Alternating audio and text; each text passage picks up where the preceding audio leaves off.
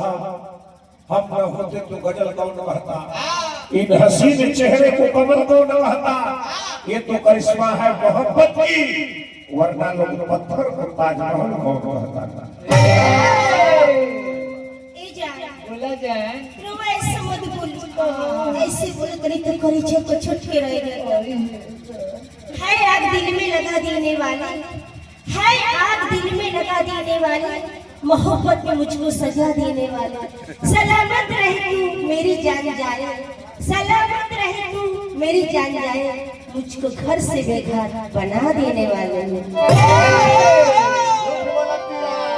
रहे दूर निहल, रहे दूर निहल, तुही बाधे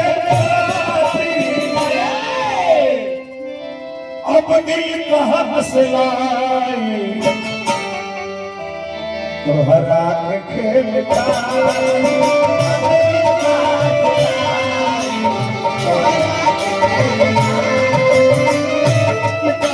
से लाई, तोहरा के खेल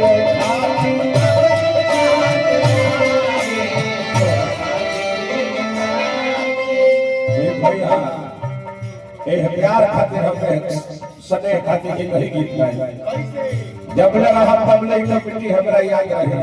पंकज भैया तुझको पुकारे मेरा प्यार है, तुझको पुकारे मेरा प्यार,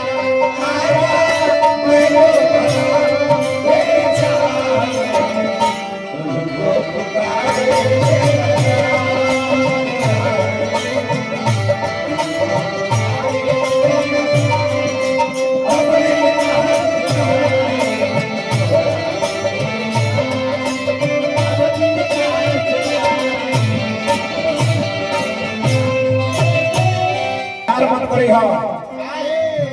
पहले सोना कहले सब, तब बाबू कहिया सब, तब करेजा कहिया सब, जब काम हो जाए तो कह सके जोरे भेड़ुआ जो कुत्ता जो ये ना आ कहीं तू फोन लगा के तू जल्दी अपना घर हो तो बतिया बता, तो डायरेक्ट कहले से जतावा फोन लगावल रहे अपना बाइक है करे के जो अपना भाई से